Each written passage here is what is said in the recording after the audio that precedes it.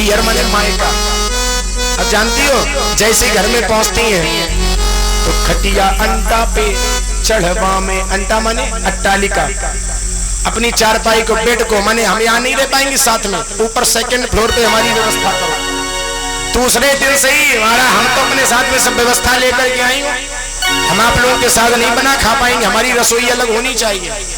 और अगर जरा सा सासू माँ ने काम के लिए कह दिया तो तुरंत ही बोलेंगी सर पकड़ के, मेरी तबीयत खराब दिन 4 की।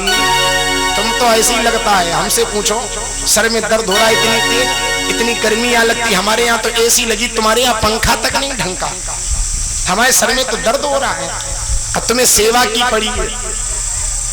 ये व्यवस्थाएं हैं, लेकिन देवकी के साथ में 200 दासियां हैं, देवकी को कोई अभिमान नहीं है। भोजराज कंस ने सोचा अब मामला ठीक हो रहा है, तो जिस समय विदाई की झूठ मूठ के आंसू बहाने लगा, लोगों की सहानुभूति कंस के प्रति बढ़ गई। बात कंस तो बहुत अच्छा है, कंस ने इधर देखा उधर देखा, ठीक दिशा में जा रहा मामला। कंस ने कहा मैं अपनी बहन को अपने हाथों से विदा करने जाऊंगा, स्वयं रथ हाँक करके जाऊंगा।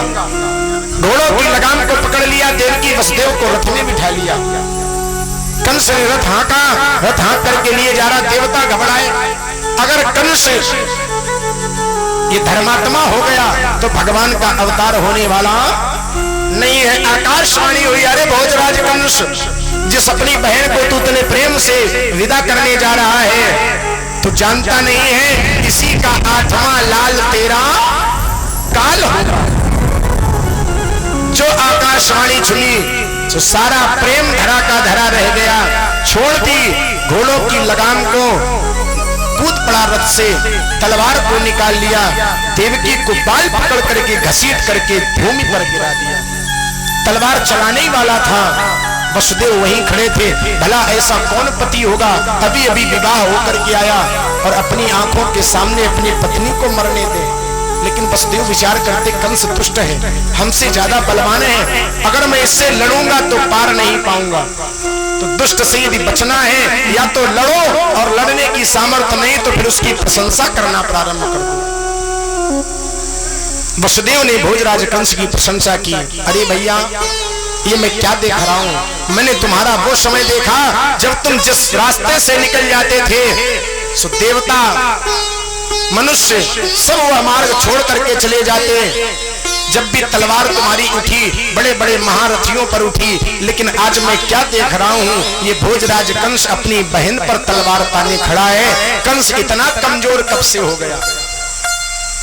कंस ने कहा तुमने सुना नहीं, आकाशवाणी क्या हुई? आकाशवाणी में कहा गया कि इसका 8वां लाल मेरा काल होगा। वसुदेव ने कहा एक बात बता, तुझे डर देवकी के बेटे से है कि देवकी से? कंस ने कहा कि डर तो मुझे देवकी के बेटे से है।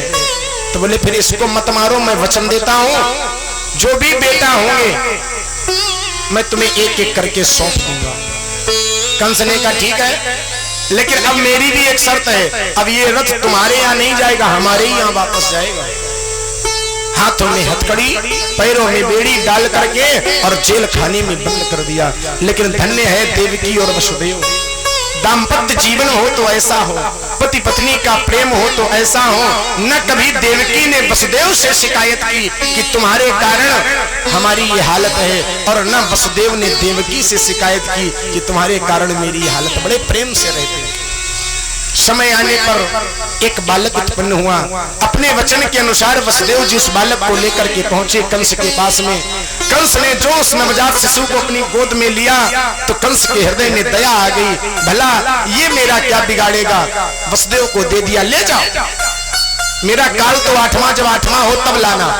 नारद जी को बात नहीं हजम हुई। नारद जी ने सोचा है तो धर्मात्मा बना जा रहा।